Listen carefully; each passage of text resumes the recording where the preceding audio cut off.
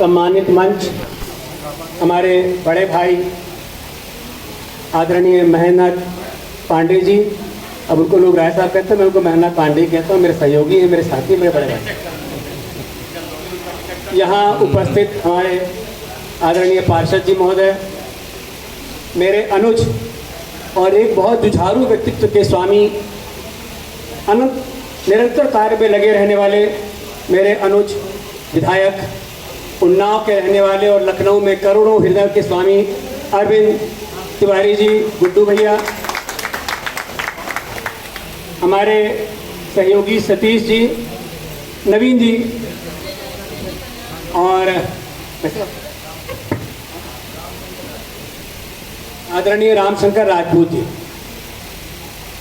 और जो इस कार्यक्रम के रचयिता हैं, ऑर्गेनाइजर हैं, जो बहुत वर्षों से, विगत 40 वर्षों से समाज में सेवा कर रहे हैं, ऐसे हमारे सम्मानित राजेश राय जी, डॉक्टर राजेश राय, उपस्थित समूह, माताएं, बहनें और मेरे पत्रकार मीडिया बंधु साथियों, सेवा है यज्ञ कुंड, सेवा है यज्ञ कुंड, समिधा सम हम जले। जब इस भावना के साथ हम कार्य करते हैं कि हम समिधा के रूप में स्वयं को आहुत देते हुए और सेवा के राज में आगे बढ़ते हैं, तो निश्चित तौर पर एक समाज सेवा एक ऐसी लाइन है।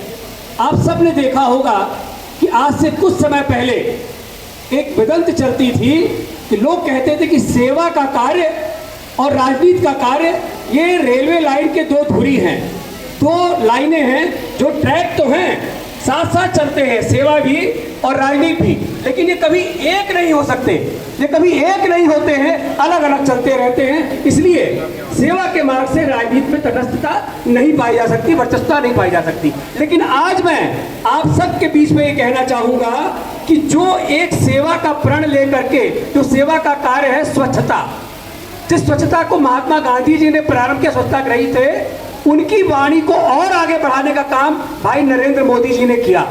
और उस स्वच्छता पर उन्होंने सबसे पहले यह प्रयास किया कि उस स्वच्छता के माध्यम से गांव-गांव जो इज्जत घर हैं, जो शौचालय हैं, वह बनवाए जाए, ताकि हमारी माताएं बहनें जिस प्रकार से उनको तकलीफ होती है, कष्ट होता है, उस पीड़ा का निवारण करें। उस समय बहुत उपहास होता था, मैं भी सुनता था, क्योंकि मैंने 2 बार उपहास का मैं कारण बना कि मैं देखता था कि लोग क्या कह रहे हैं। जब एक बार जब हम जनधन खाते खुलवा रहे थे, तब भी बहुत से उपहास हो रहे थे, और दोबारा तब जब हम ये शौचालय बनवा रहे थे। लेकिन आज वह राजनीतिक मुद्दा बन गया है, और किस तरह से वो सेवा का मार्ग बनते बनते आज पूरे देश में 59 करोड़ 59 करोड़ शौचालय बनाने वाला भारत देश आज एक ऐसी व्यवस्था बनी है कि वह राजनीतिक मुद्दा बन गया है।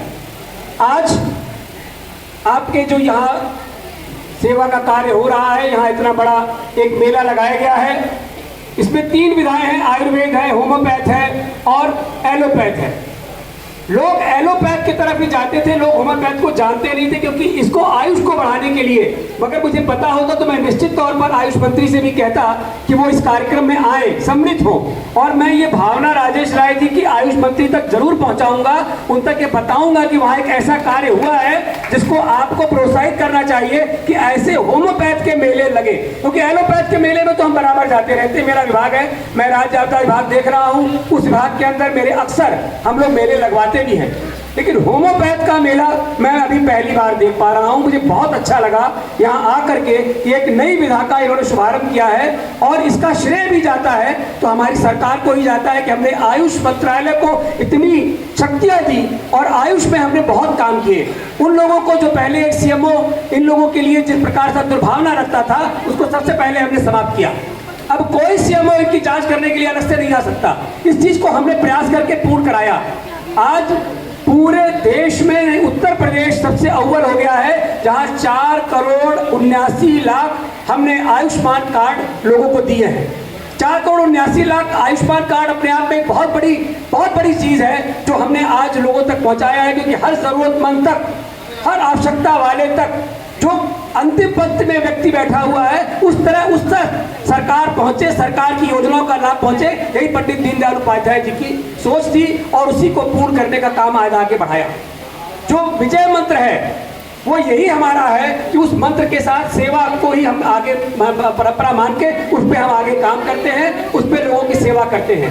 यहाँ मातृशक्ति बैठी हुई है और इस समय मातृशक्ति का एक कार्यक्रम चल रहा है पूरे देश में। जो उस मातृशक्ति को जो उसका अधिकार मिलना चाहिए था, नारी को शक्ति मान के उस शक्ति को भी देने का काम आज प्रधानमंत्री नरेंद्र मोदी जी ने किया है। आप बताइए बहन जी, इसको जानते हैं कि नहीं कि कितने वर्षों से लोग लटका रहे थे, अटका रहे थे, भटका रहे थे, लेकिन उसको लटकाने अटकाने भटकाने को हटा करके समाप्त करते हुए सारी बाधाओं को 33% आरक्षण नारी शक्ति जो वंदन अधिनियम लागू किया, उससे आप प्रसन्न है कि नहीं?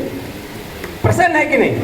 मैं चाहता हूं कि आपको प्रसन्न होना चाहिए कि आज पंचायत से लेकर पार्लियामेंट तक ये मातृशक्ति को अधिकार मिलने जा रहा है। और एक बहुत बड़ी दूर की, क्योंकि विडंबनाओं का देश है ये एक ऐसी विडंबना इस देश में है कि जहां पर रानी लक्ष्मीबाई ने अंग्रेजों के दांत खट्टे कर दिए थे उस समय पर, जहां उस समय पर एक ऐसी योग्यताएं हमारे पास तैयार हो गई थी जो अंग्रेजों से लोहा ले रही थी, इसी लखनऊ की रहने वाली एक ऐसी बेगम, बताइए क्या नाम है उनका? यहाँ बहुत लोग उपस्थित है, कोई नाम बताए जो अंग्रेजों के दांत खट्टे कर रही थी? बेगम हजरत, बताइए ना। मंच से आवाज आई बेगम हजरत महल, आप लोगों को भी जानना चाहिए।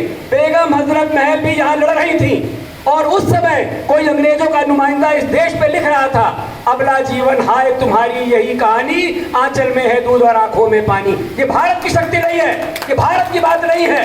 भारत और सनातन में कभी ये मेल नहीं रहा। सनातनियों ने तो नारी को शक्ति माना, ये तो नारस्ती पूछते रमनते तत्र देवता, ये हमारा भाव रहा है। लेकिन उन लोगों ने जो इसके विपरीत रहने वाले हैं, जो हमारी धाराओं को खंडित करने वाले हैं, जो सनातन का विरोध करने वाले हैं, वो किसी न किसी भाव में सनातन को बदनाम करने के लिए, उसको रुष्ट करने के लिए, खंडित करने के लिए, समाज में विखंडन पैदा करने के लिए इस तरह की बात लिखी कि अबला जीवन, अबला कभी नहीं रही नारी, कभी अबला नहीं रही। जीजाबाई को देख लीजिए, इसने शिवाजी जैसा लाल पैदा कर दिया, ऐसे कभी अबला नहीं रही।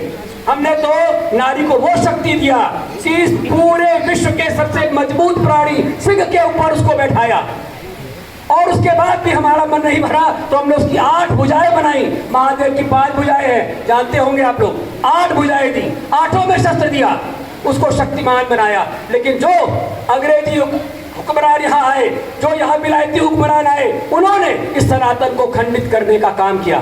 साथियों, आपके बच्चों ने भी पढ़ा होगा कि वास्को डी गामा ने भारत खोजा। कभी वास्को डी गामा ने भारत नहीं खोजा, भारत तो पहले से ही था। और जब वास्को डी गामा भटकते भटकते कहीं नाव पे पहुंचा तो जो बेड़ा वहां उसको मिला, जो वास्को डी गामा के बेड़ा से 50 गुना बड़ा बेड़ा था, वो एक गुजराती का था, व्यापारी का था। उससे उसने पूछा कि यहाँ कौन सी देश मिलेगा, तो लोगों ने बताया कि आगे चले जाओ, थोड़ा आगे जाकर के 100 किलोमीटर पर भारत देश मिलेगा।